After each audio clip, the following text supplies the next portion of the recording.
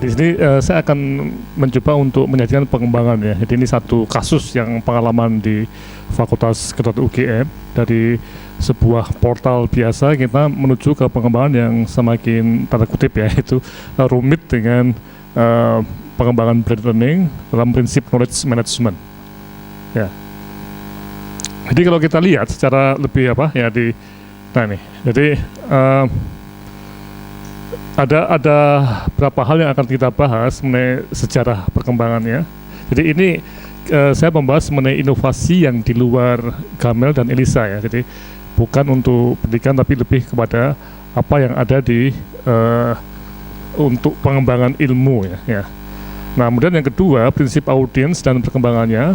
Kemudian yang ketiga knowledge management dan masyarakat praktisi serta konsep blended learning. Jadi yang pertama mengenai sejarah perkembangan. Jadi kalau kita lihat memang dari 2010 ya. Jadi kita udah hampir 5 tahun ada suatu inovasi ini, kita mulai menyusun portal mengenai kebijakan kesehatan, dan sekarang tidak hanya satu portal ya, ada sekitar 12 portal yang sudah berjalan, plus ada yang 10 lagi di FK ya, jadi ada sekitar 20-an, 25 mungkin yang akan dikembangkan, yang sudah berjalan sekitar 10 sampai 12 ya. Nah, kemudian selama proses ini berjalan, kita mulai melihat bahwa ada prinsip-prinsip audiens dan penggunaan materi yang harus kita rancang lebih detail lagi ya. Kemudian mengembangkan apa yang disebut knowledge management dan COP serta teknik blended learning. Nah, ini yang di tahun lalu kita melihat bahwa kita tidak mungkin hanya model memasukkan atau mengupload ilmu ke web, kemudian ya terserah siapa yang mau baca. Nah, ini nanti kita akan lihat pada satu pengembangan yang cukup menarik dengan adanya knowledge management ya. Kemudian mengembangkan berbagai COP setelah pelatihan dan menggunakan prinsip blended learning. Nah ini jadi pertama, mengapa kita dalam waktu 5 tahun ini ada perubahan yang cukup besar ya ketika membahas mengenai prinsip audience. Jadi siapa pengguna web kita? Mungkin bisa dilihat mas webnya ya, web www kebijakan kesehatan. Ini contoh dari web yang sekarang sudah berkembang ya. Jadi ini dimulai dari portal biasa, tapi kemudian sekarang sudah berkembang menjadi satu semacam mingguan ya. Tiap minggu itu berubah bentuk. Jadi tiap hari Selasa, jadi kita ngikuti tempo ya. Jadi Selasa itu berubah karena memang ada suatu model jurnalistik yang hari Jumat itu kita rapat untuk menentukan apa yang akan masuk pada hari Selasa mendatang. Jadi ada waktu untuk upload dan sebagainya ya. Dan kalau kita lihat portal mengenai kebijakan kesehatan ini banyak sekali bahan materi yang sifatnya open source dari luar negeri ya. Seperti contoh dari buku yang baru terbit 2 minggu yang lalu di World Bank di Washington, itu sudah bisa langsung kita akses dan ada review bukunya. Ada ini yang bisa kita lihat ya. Ini contohnya ya. Oke, ya, start kembali ke web. Kembali ke PowerPoint ya. Ya. Nah, kemudian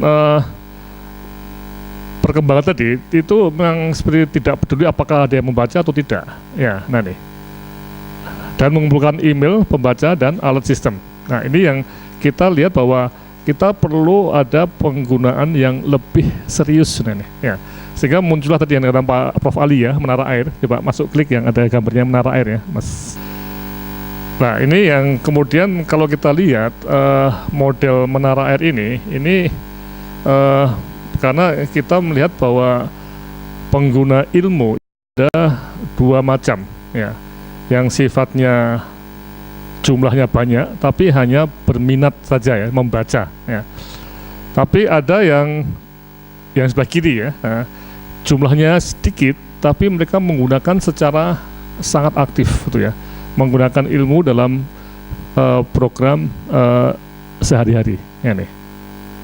Bisa ya dipahami ya. Jadi ini ada 2 model ini. Ya, nah, kita akan lihat nah ini contoh dari analisis web yang nah nih. Ini kebijakan kesehatan. Ini di tahun 2000 kita mulai dengan model seperti ini. Memang ada turun itu ya, ada yang turun ini memang karena di sini mulai dibagi banyak web lainnya. Jadi ini web itu terlalu besar kemudian dipisah-pisah ya. Nah, sekarang sudah tiap hari itu sekitar 500 hits ya setiap hari ya. Jadi kita bisa lihat grafiknya seperti ini. Kemudian untuk mutu pelayanan yang paling besar ya, paling banyak itu tiap hari hampir bisa 1000 hits ya. Dan kita lihat ada banyak spikes dan ada yang down tadi, yang turun tadi ya. Yang turun itu sebagian besar karena ada kerusakan sistem itu.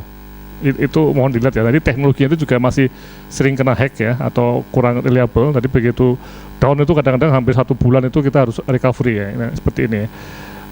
Tapi ada berapa spike atau itu bisa ada pertemuan besar atau ada hal-hal yang cukup menarik untuk di hits ya.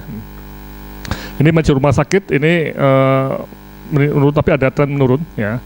Ini trennya ada menurun. Nah, ini di sini kelihatan sekali. Ini ada semacam project besar ya yang kita pakai selama berapa bulan itu web itu dipakai. Tapi begitu project selesai itu seperti ada semacam turun. Jadi ini menunjukkan bahwa memang balik lagi tadi audiensnya itu ada yang memang menggunakan secara komprehensif dan secara aktif, tapi juga ada yang hanya membaca selintas tadi. Nah ini bencana juga demikian. Ini pada saat dulu ada bencana banyak ya. AIDS, nah ini berkembang terus, ada tren meningkat ya. Nah, Ibu dan anak ada penurun. Nah ini juga sama, ini juga ada proyek besar yang dipakai, tapi proyek itu kemudian tidak dipakai, kemudian jadi turun. Jadi ini ada tren meningkat untuk manajemen kesehatan. Dan dokteran juga demikian, ini ada proyek yang besar, sekarang mencoba lagi untuk meningkatkan lagi, bukan pakai proyek ya, tapi ada kelompok-kelompok yang akan dibina untuk mengembangkan ilmu kedokteran ya. Ini website untuk pusat kebijakan ya. Oke. Dari apa yang perkembangan ini, kemudian kita sepakat bahwa mau tidak mau kita harus menggunakan semacam prinsip knowledge management ya. Jadi kita tidak bisa hanya menggunakan model yang kayak portal dengan asumsi orang baca ya.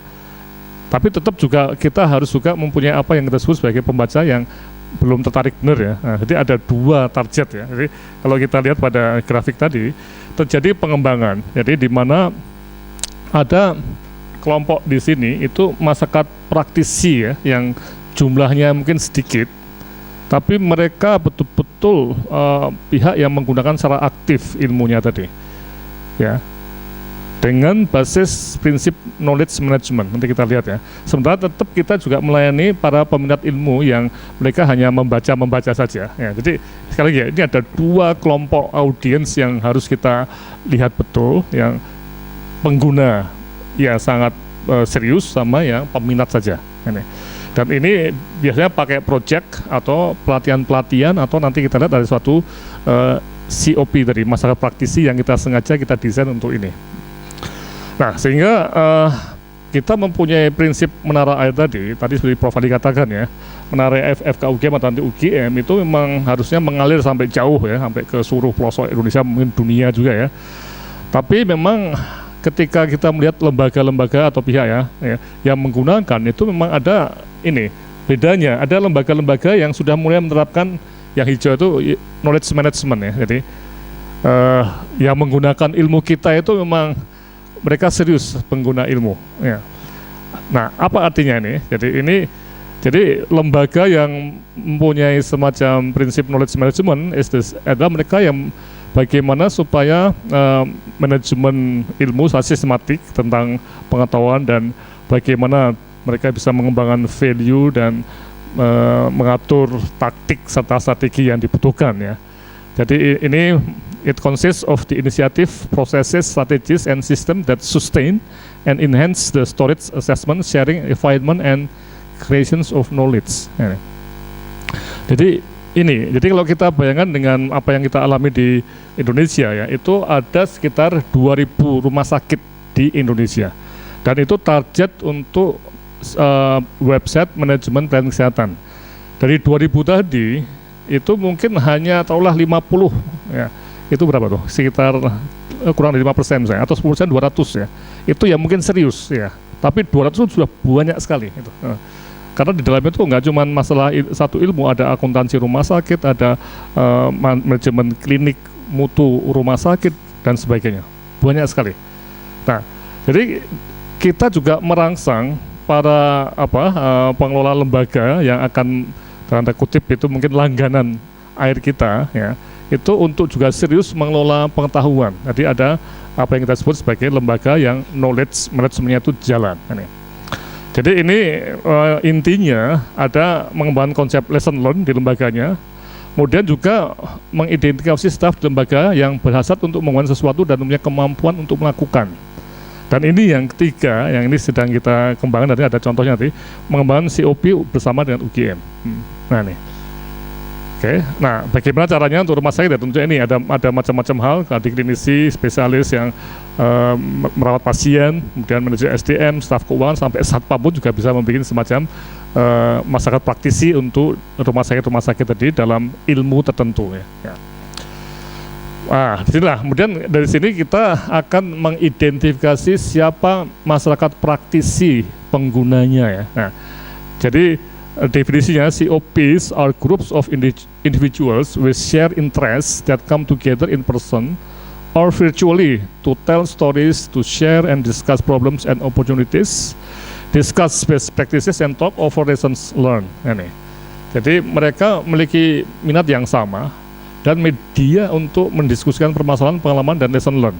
Dan ini yang kita sediakan dengan web-based ini, web tadi yang tidak hanya portal. Ya, sehingga setiap web itu berusaha melakukan identifikasi siapa masyarakat praktisinya. Ada yang 3, ada yang 7, ada yang 1, ya, tergantung. Jadi tiap-tiap web tadi. Mungkin kita masuk itu, Mbak Wiwit ya, masuk ke website kebijakan coba. Nah, jadi ini sebagai contoh ya, ini ada website kebijakan yang ada 3 masyarakat praktisi. Coba kita lihat di sini kita yang kontrak. Ini lembaganya bukan rumah sakit tapi dinas kesehatan. Ya, nah, mereka adalah orang-orang yang sudah bertekad untuk mencoba mengaplikasikan mengenai ilmu kontrak di sektor kesehatan. Ya, dan mereka mendaftar. Di sini ada Pak Dwi yang mengelola COP-nya ini. Ada berapa orang Pak sekarang anggotanya? 23 orang, jadi sedikit ya. Tapi nggak apa, sedikit tapi mereka betul-betul sangat serius. Nah ini kita support dengan model ini. Nah jadi anggotanya siapa? Yaitu pimpinan dan staf pemerintah yang terkait dengan sistem kontrak, pimpinan LSM, peneliti dan akademisi, pengelolaan lembaga donor dan sebagainya. Ya, ini baru mulai 3 bulan yang lalu COP-nya ini. Terus COP ini bisa berlangsung bertahun-tahun ke depan, jadi sesuai dengan bagaimana aplikasi sistem kontrak itu di lembaga-lembaga kesehatan. Ini. Sehingga di sini ada diskusi di web, ada pertemuan tatap muka, ada policy brief, dan juga ada kepustakaannya. Nah, ini sudah 3 cycle diskusi di web, coba diklik yang ini. Jadi teknologi web memungkinkan kita untuk diskusi melalui web dan kita mengundang para pembicara juga untuk mereka masukkan ke sini. Ini.